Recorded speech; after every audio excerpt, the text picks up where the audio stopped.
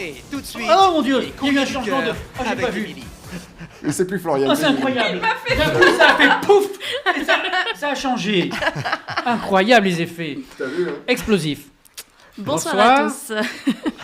Alors, je sais pas vous, hein, mais moi, ça me fait un bien fou qu'il fasse encore jour à 19h. Je Oh. commence déjà à rêver de l'été, de la plage, du surf, des voyages avec les copains, que du bonheur.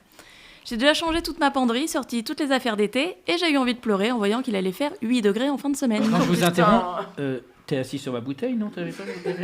Ouais, Elle l'a rangé, Pardon, elle l'a excuse-moi. rangé. Bah, parce que j'avais une bouteille, bon, pardon. Assis sur ma bouteille. Bonsoir.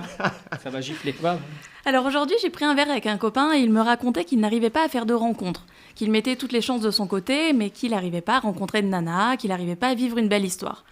Alors c'est drôle, hein, parce que j'aurais pu dire exactement la même chose. Alors c'est quoi le délire? On est tous chacun de notre côté à pas faire de rencontres? C'est un peu con quand même, il y a un truc qui va pas.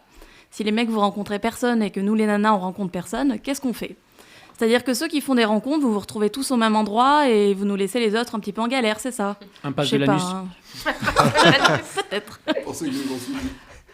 Aujourd'hui, on va parler de Claire, qui m'a écrit un beau et long mail sur ses histoires d'amour. Oui, vous allez comprendre. Claire, elle a 2 problématiques, mais en vrai, je vais répondre à une seule aujourd'hui, et je vais vous garder la deuxième pour les prochains courriers du cœur. Claire, elle a été avec son ex pendant 2 ans, ils se sont séparés, 1 an et demi est passé, et maintenant il revient en la suppliant de se remettre avec lui. Et elle se demande bien évidemment si elle doit ou pas recommencer. Claire, pourquoi? Non, vraiment, pourquoi? J'ai envie de te dire, avec tous les mecs qu'il y a sur Terre, pourquoi recommencer un truc qui n'a pas marché la première fois? Mais je fais pas du tout écho avec ce que j'ai dit plus haut, donc juste pourquoi. C'est pas forcément facile de trouver chaussure à son pied, de s'épanouir dans une relation, ça c'est certain. Mais si cette histoire elle a pris fin, c'est qu'a priori elle ne fonctionnait pas. Qu'est-ce qui te fait dire que ça va mieux fonctionner la deuxième fois? Tu sais, c'est pas tout à fait comme en cuisine, hein. Quand tu rates un gâteau, tu peux réessayer et mieux le réussir la deuxième fois en ajustant les doses.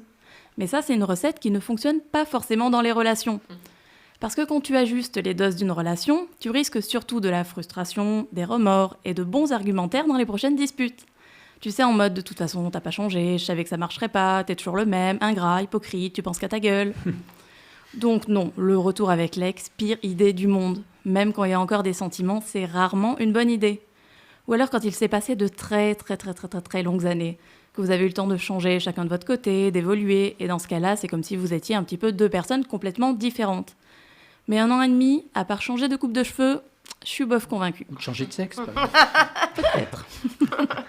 En tout cas, le changement, il peut pas être assez conséquent pour que ça fonctionne. Encore une fois, je fais une généralité, si ça fonctionne, tant mieux, c'est tout ce que je te souhaite. Mais comme tu me demandes un conseil, je te dis oublie et cherche plutôt ailleurs.